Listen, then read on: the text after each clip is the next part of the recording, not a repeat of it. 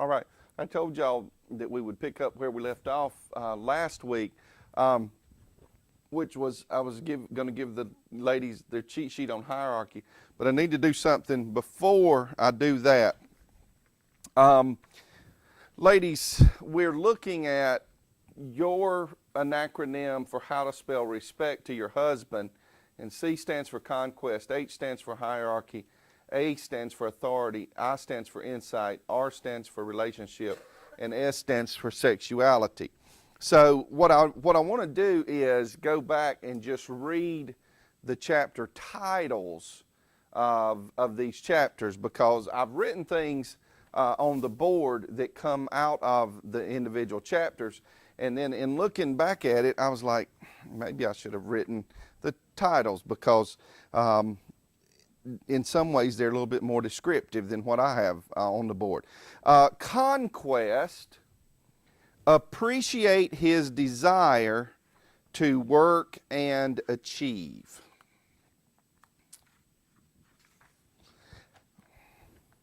Hierarchy, appreciate his desire to protect and provide.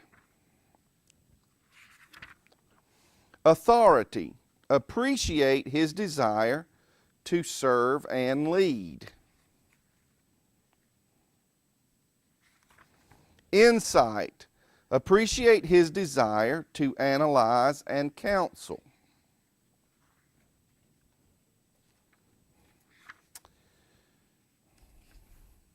Relationship, appreciate his desire for shoulder-to-shoulder friendship, or, as I have put down here, side-by-side friendship. And then finally, sexuality, appreciate his desire for sexual intimacy. I'm sure this is going to get out of hand before the morning's over, so maybe we can not get to that one, and then Paula's going to do the communication on chairs next week. And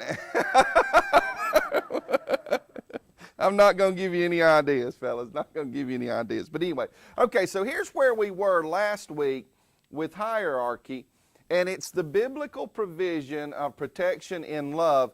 And hierarchy and authority go together, and the word that I'm going to use is yield rather than hierarchy or authority, because from a cultural standpoint, in the world in which we find ourselves, which is the good old USA and an American Christianity, anytime these two words are used in regards to a relationship between a husband and a man, I've always encountered well-meaning, Bible-believing, church-attending, Christ-professing females to always withdraw, blow back. You get a pushback from that.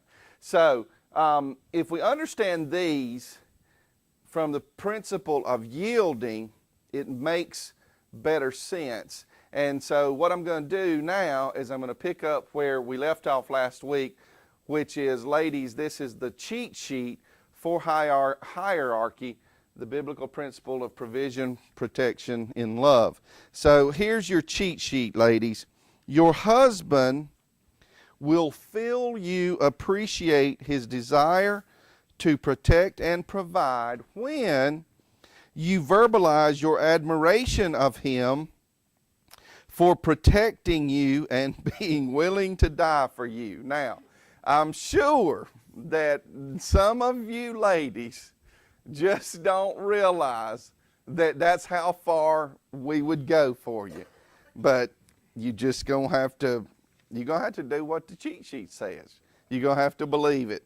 You're going to have to trust our goodwill. Remember when we started this thing, and it's all about trusting our goodwill? You have to trust our goodwill. When you praise his commitment to provide for and protect you and the family, he needs to know that you don't take this for granted. When you empathize when he reveals his male mindset about position, status, rank, or being one up or one down, particularly at work. When you never mock the idea of looking up to him as your protector to prevent him from looking down on you. When you never in word or body language put down his job or how much he makes. When you are always ready to figuratively light the candles as E.V. Hill's wife did when they couldn't afford to pay the light bill. And that's from an illustration from the chapters. If you've got the book, you've read that story. When you quietly and respectfully voice concerns about finances and try to offer solutions on where you might be able to cut spending. So that brings us to where we dropped off last week. And again, authority. And this is mutual submission with a leaning towards leadership.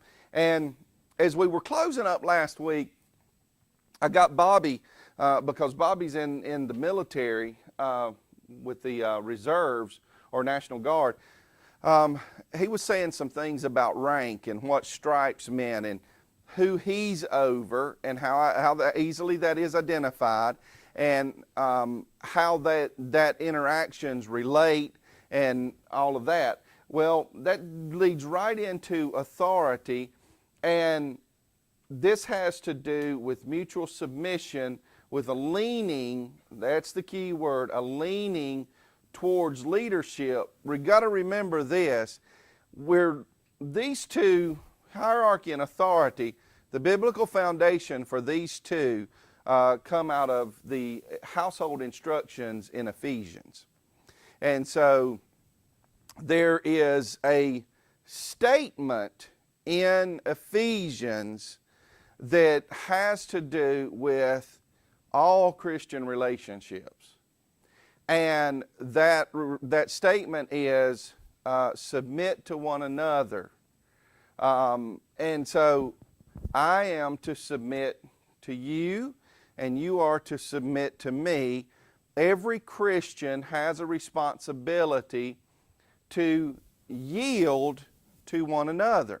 Well, that statement concludes broad relationships, and then Paul says, husbands, love your wives. And then later he says, wives, submit to your husbands.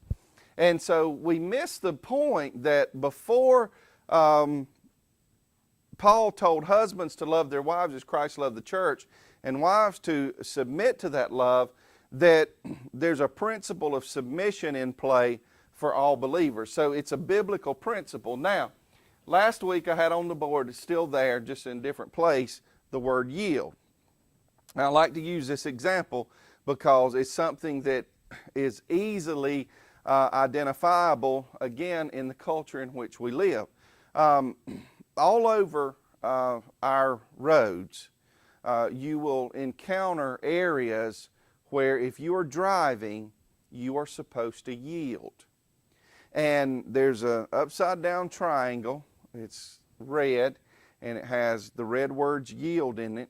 And all it means is proceed with caution, and the traffic that's coming usually from your left side has the right of way. In other words, they get to go first. And so we don't ride down the road. Well, I said we. Some people do. Some people hit those yield marks like a race out of pit row. But you do have to remember, even when you're racing out of pit road, there are rules to follow.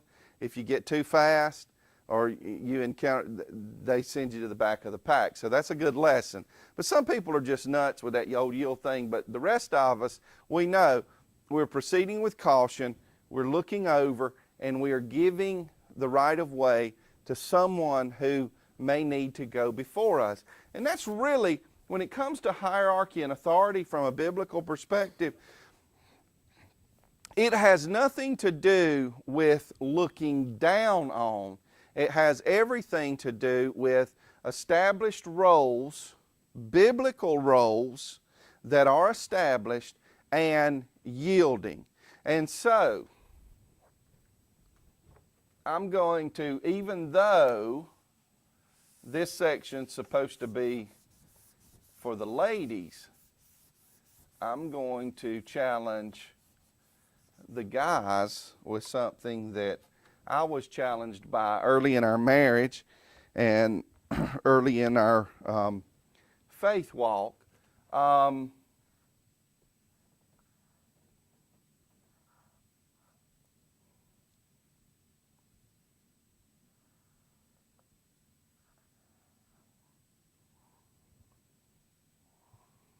Hang on, I'm writing this wrong.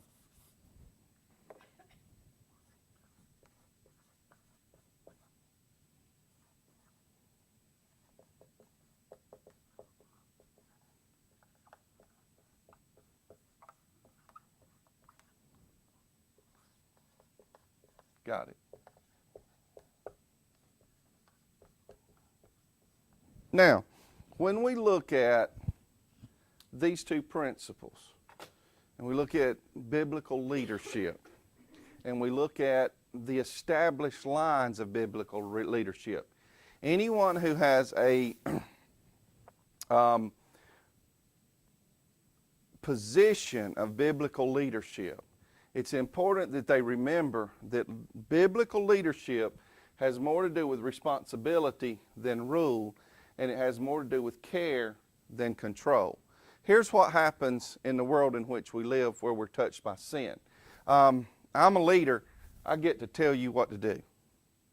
I'm a leader. I get to make all the rules and make everything fit. And so it becomes about ruling and it becomes about controlling. And those are two very antithetical principles to biblical leadership. Biblical leadership has nothing to do with rule and control. It has everything to do with responsibility and care. And so, ladies, for your benefit, to grasp this how to spell respect to your husband that includes hierarchy and authority, it has to do with responsibility and caring, the responsibility of your husband and the care of your husband. And listen, we all can argue from a point, well, you know, he's not responsible. He don't care. Well, I'm going to get to something in just a few moments. Let me see which chapter it's in.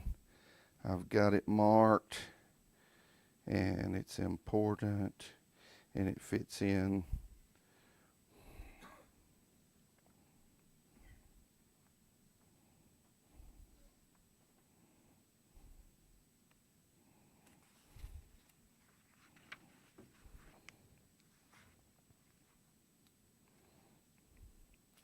Okay, now we're moving into insight. And what's important to remember, and let me remind you of the chapter title. Insight, appreciate his desire to analyze and counsel. Ladies, I think most of you would agree. You come home, you're telling your husband about your day and its problems, and he starts talking about how it can be fixed, and you never wanted him to fix anything. You just wanted him to listen. It's a guy thing. It's a blue thing. And your difference is a pink thing. It's a girl thing. Well, these two go into insight, but here's something interesting that falls into and helps us, even though it's in the chapter on insight, it helps us place this responsibility and care, the biblical principle of provision and protection, mutual submission with a leading towards leadership, yielding, puts all that into perspective. Here's what this chapter says. For the wife who isn't happy with her husband's leadership. Okay, girls, remember this last week and this week's for y'all. So I'm going to say that one more time. For the wife who isn't happy with her husband's leadership, here are some questions to ask yourself. Did my husband ever seek to lead in our marriage, but I differed because I felt it was stupid? Sometimes men have tried to lead only to get resistance and to take the path of least resistance, which is becoming silent, the guy pushed back and got quiet. Do I send him a message that I do not intend to follow him if he makes a decision contrary to what I believe is correct? Now, these are heartfelt questions that cause us to be introspective, because in the nature of relationships, listen, let's put this in a broad perspective. Have I ever sent the message at work that I do not intend to follow a decision that I believe is incorrect? Listen, that's something that guys can admit to. I mean, we've gone to work, we got a boss, we don't goofy, nonsensical, whatever. We just send a message. Hey, ain't nobody gonna do that around here. Hey, if it happens at work, you know what happens at home. And so what our author is saying is, in the realm of spelling respect to your husband, we've got to look introspectively with regards to biblical leadership. You can complain that hubby's not leading, but do you play a role in his lack of leadership? Do I send a message that says, I want you to lead, but only when it bolsters and carries out my desires? Do I want my husband to be responsible, but if he is irresponsible, in my opinion, I exercise veto power? Do my words and actions communicate, you are responsible, but I have the authority? So, there you go. There's the challenge. Now, I did skip over into the chapter on insight, so I'm going to go back and I'm going to give y'all the cheat sheet on authority. Here's the cheat sheet on authority, girls. Your husband will feel you appreciate his authority and leadership when you tell him you are thankful for his strength and enjoy being able to lean on him at times. When you support his self-image as a leader. When you never say you're responsible but we're still equal, so don't make a decision I don't agree with. When you praise his good decisions. When you are gracious if he makes a bad decision. What does gracious mean? It means you can never use the word stupid. Apply to your husband. I don't know how many of you. Paula got so mad. I knew. Logan come down. Logan was cleaning in the bathroom, and he had on rubber gloves. And he came down the hall, and he was just dripping. I mean, he was just dripping. And I knew, I saw it coming. I just curled up because I'm like, oh my God. No. The black gunk drained his bathroom. That's what he was doing. She called him stupid. And it got away with him so bad. He whined for a week that she talked to him like a dog. So, ladies, you to be gracious, you can never use the word stupid. You can't say, that was stupid, or you're stupid. You disagree with him only in private and honor his authority in front of the kids. Now, guys, that's a big one. That's a big one. It's very important when it comes to our interaction in front of our kids. Listen, we don't live in bubbles. And I think it's impossible. Listen, some people say we never fight in front of our kids. If you can do that, I'm sure that's noteworthy, and I'm sure it's impressive. I'm just telling you, Paul and I have never achieved that. I mean, we will fight in front of the kid, but that's just life. I mean, when you live in close quarters, I mean, that's just like, stinking in front of in front of the family. I mean, it's going to happen. When you're in front of when you with the family and kids, somebody's going to make a noise and it's going to smell bad. I mean, it's just going to happen.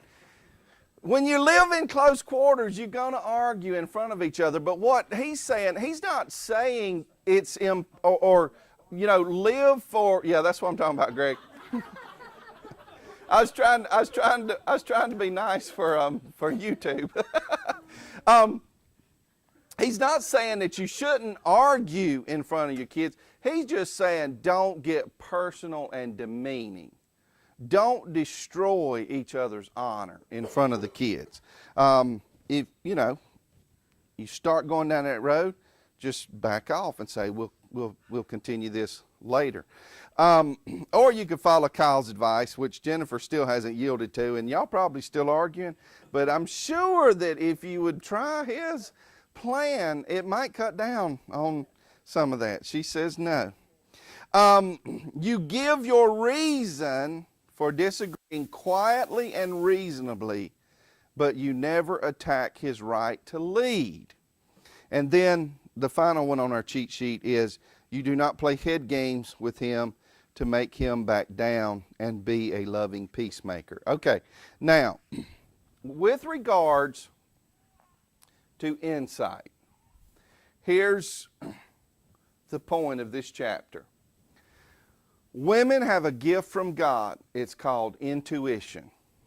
And I'm convinced that female intuition reaches its full development in motherhood. Mother's intuition. It changes the way they think, it changes the way they act, it changes how they perceive things. And this is powerful, and it is needed, it is blessed, and it is a gift from God. But it does not stand alone. Our author says that the complement to female intuition is male insight. And so what I took away from this chapter to challenge y'all with is this is where the relationship part of it, and God made them one. He made them male and female. He created them differently. He created them pink and blue, but he intends for the differences to come together and to merge and be successful. He intends for the blue strengths to be helpful to the pink weaknesses, and he intends for the pink weaknesses or pink strengths to be help to the blue weaknesses. And so what he says is female intuition and male insight equals success. And here's the illustration that he used with regards to insight. A husband and wife had not been getting along, and this particular couple and their particular problem stemmed from her dissatisfaction at every level with her husband. There wasn't nothing about the whole deal. I mean, it was all going south. And she called him one day while she was out and said, "Do you mind if I come by the office?" And he said, "Well, sure." He said, "I'm busy, but come on by." And so in the process of sitting in his office for about an hour and a half, she got a glimpse into what he was responsible for, how he worked, how he led at work, how he interacted with others. And she came to realize, sitting in his office, observing him work, that he wasn't nearly as stupid and as incompetent as she had made him out to be at home. And this ties in, guys, remember, or girls, remember we started with conquest. And it's the inborn desire of a man to go out and conquer the challenges of his world. And so all of these things fall into play, but the thing that makes a man desiring of success in the workplace and able to be successful in the workplace is his insight. And so these two are to work together in the marriage relationship, and they're to come along beside each other and create success in the relationship. Now, R is for relationship, and this has to do with shoulder to shoulder or side by side participation. And so I've got a very interesting study that is shared here, and this is just fascinating, y'all. Listen to this. Research studies confirm the male preference for shoulder-to-shoulder communication with little or no talking. In one study, researchers performed a series of tests on males and females from 4 age groups: 2nd graders, 6th graders, 10th graders, and 25-year-olds. Instructions for each pair of females and each pair of males were exactly the same. Enter a room, sit down on 2 chairs, and talk if you wish. As the test proceeded, every pair of females, no matter what their ages, reacted the same way.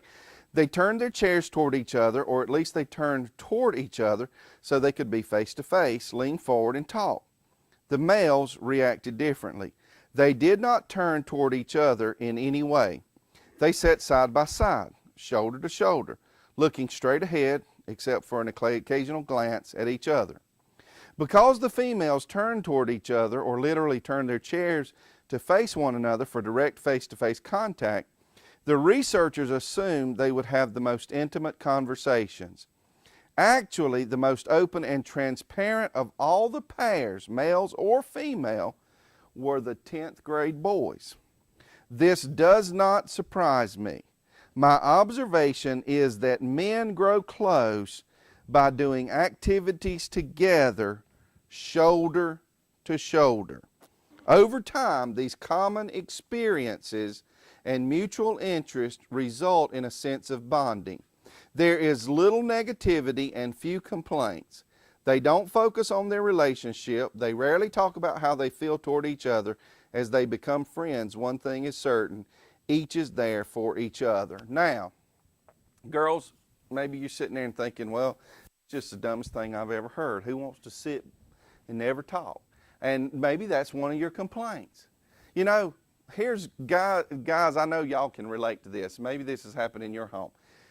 Maybe, ladies, maybe you have just done a military strike, a strategic flyover, and just bombed your husband and just told him how y'all ain't done nothing together. And he's confused because the last 10 hours y'all been side by side. And you're confused because, yeah, he was there, but he wasn't talking to you. Well, remember, this is all about pink and blue, the differences, understanding, learning to decode, growing in our relationship, growing in. And so here's the thing, guys are different. And who would have thought that a group of 10th grade boys would have revealed the closest and most intimate interactions between this group being studied? So it all has to do with just understanding, girls, the difference between pink and blue, and ultimately yielding and accepting some of. When I read this chapter, it reminds me of a period in mine and Paula's dating relationship. It was a very, very important period to me, and it was to her too. But I'm going to tell you the differences. I'm going to tell you the difference from her side first, because I'm going to get in trouble. I've never even told her this. When we were dating in college, her dad had satellite, and this was before DirecTV, and this was before NFL Sunday Ticket. And so I would come home, we would go to her dad's house, we'd lay on the couch, and I would watch the Dallas Cowboys. And she would lay there, cuddled up to me the whole game, and still to this day, she'll say, why don't we ever just lay together and watch a football game? I'm thinking, that's a pretty cool wife, you know. It's pretty good. What she doesn't realize is I was more happy to be able to watch the Dallas Cowboys game than I was to lay there and cuddle. But but the point I'm making is, you see that in 22 years we've never talked about that. I've known she's always loved that, because every football season she'll mention that we watched a football game together. And I know that while I was watching that football game, we weren't sitting there talking about the world or how much I loved her, how pretty her eyes was, or how soft her hair was. I was just watching the game. But this is, when I read this chapter, it reminds me of that. And so both of us got something very important, although very differently, from that. But it works out. So all I'm saying is, girls, understand if there are times when being together doesn't mean yapping in each other's ear. Because guys will do that. Guys will do that.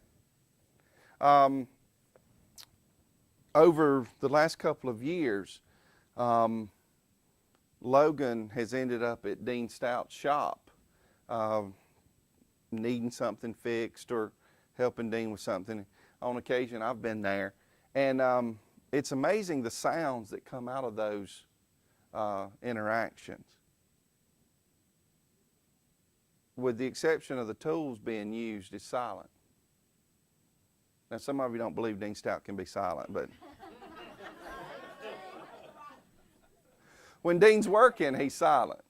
The trick is you got to get Dean to stop talking and start working. And then when he's working it. And so Dean and Logan, they'll be working on something, and they just working and not really talking a whole lot.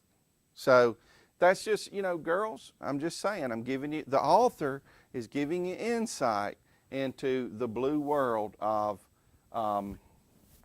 your husband. Now, let's take a look at the relationship cheat sheet. Your husband will feel you value his shoulder-to-shoulder friendship when you tell him you like him and you show it. He knows you love him, but he often wonders if you really like him. You respond to his invitation to engage in recreational activities together, or you come along to watch him. You don't have to go every time, but just now and then will energize him more than you realize. You enable him to open up and talk to you as you do things shoulder to shoulder. You encourage him to spend time alone, which energizes him to reconnect with you later. And then the final one on our relationship cheat sheet is, you don't denounce his shoulder-to-shoulder activities with his male friends to get him to spend more face-to-face time with you. Respect his friendships, and he will be more likely to want you to join him shoulder to shoulder at other times. Now, let me just say this, and here's the thing. You're talking about a pastor, you're talking about an author, you're talking about a counselor, and so everything that he says comes out of particular experiences, and they're always individual experiences. So when you try to throw this out to a class, it gets broad and it gets real general. And I just want to say to all of you, when you look at your cheat sheets, guys, the one we gave you last week, and girls, the one we're going to give you next week when Paula does the communication with chairs, I'll have y'all's cheat sheet. Just understand, every experience may not match up, but you're not looking for something specific in every way, 100%. You're looking for what you can use, what will help you all. Remember, we've moved from the energizing of the crazy cycle to the energizing cycle, and when Paula concludes her lesson on communication of chairs, we're going to leave the energizing cycle and go into our last section on the rewarded cycle. But here closing out, is sexuality. How do you spell respect to your husband? Conquest, hierarchy, authority, insight, relationship, and sexuality. Now, the best thing that I can tell you about this chapter is the golden rule. So, we know what the golden rule is. Let's say it together. Do unto others as you would have them do unto you. So, guys, when it comes to the bedroom, do unto your wife as you would have her do unto you. Girls, when it comes to the bedroom, do to your husband as you would have him do to you. And understand, it is a mutual relationship. It's not a one-way street.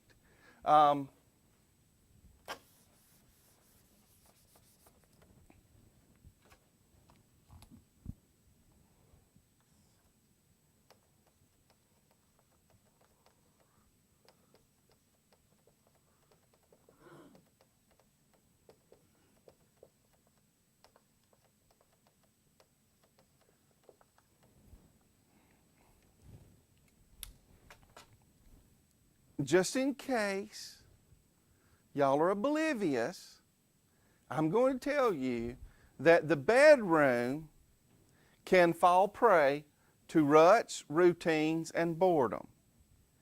And the reason that it can do that is because men treat sexuality as a one-way street, and women treat sexuality as a one-way street. I want this, and I never get it. Well, I want this, and I never get it. Well, guys, how about you give what you would like to receive? And girls, how about you give what you would like to receive? Utilize the golden rule. I'm going to be awful ugly right here. I'm going...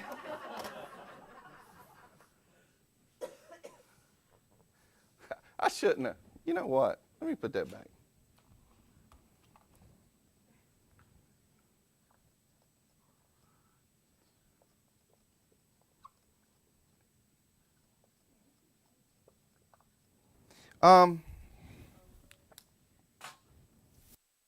Any of y'all see Pinterest? You know, people post Pinterest on Facebook stuff. They always got these things, and I saw one the other day coming across Facebook, and it was a black background, and it was white writing, and it said, "I want to make love to you in the rain." And I see some faces like, "Are you kidding?" Yeah, I'm kidding at 46 years old, and I got a bedroom at the house. But what about when we was 18? Oh, we don't talk about that, preacher. No, we can act like liars if we want to, but God knows some of us didn't do the right thing. And you know what? When we weren't doing the right thing, we didn't get into ruts, routines, or boredom. But after we said I do and we moved into king-size bed, it just got careless. And it got sloppy. And it got boring. Some of you, God's sakes, leave the TV on. Look.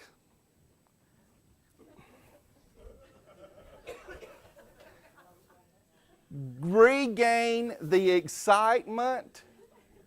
And listen, I'm not, you know, if you live in a subdivision, you can't make love in the rain. But God bless you, some of you live in the country. Go outside. It's okay. It's absolutely okay. Whatever it takes. Listen, guys, keep it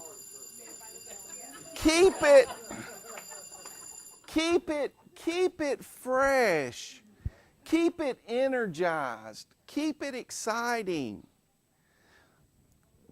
You can get a little coupon book. You can get a little dice that you can roll. It doesn't matter.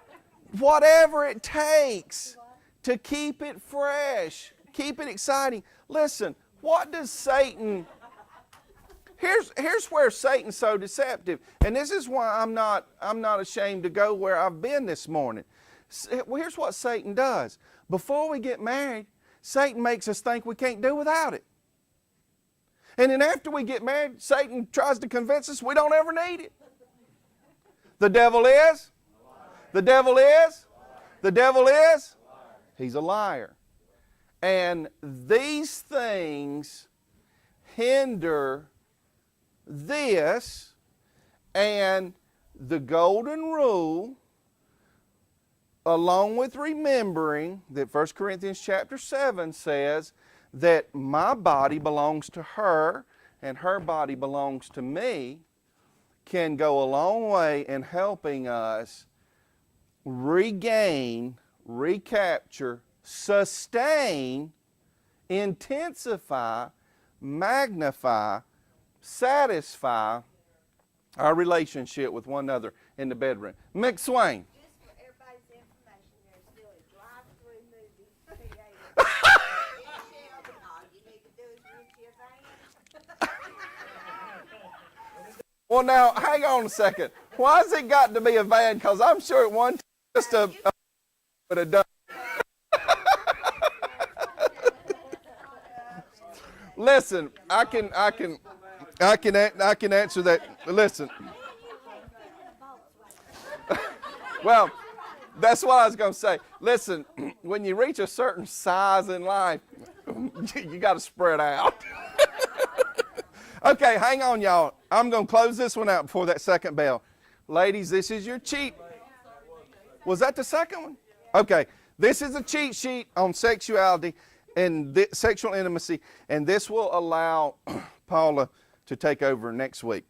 He will feel you appreciate his desire for sexual intimacy when you respond to him sexually more often and initiate sex periodically. When you understand his needs, when you understand he needs sexual release just as you need emotional release, remember, it's a blue and pink world. When you let him acknowledge his sexual temptations without fearing he'll be unfaithful and without shaming him. And finally, when you don't try to make him open up to you verbally by depriving him of sex. Next week, I'll have y'all's cheat sheets all together, and Paula will take the chairs, how to spell respect to your husband, from the communication book. Thank y'all for being here. I enjoyed it.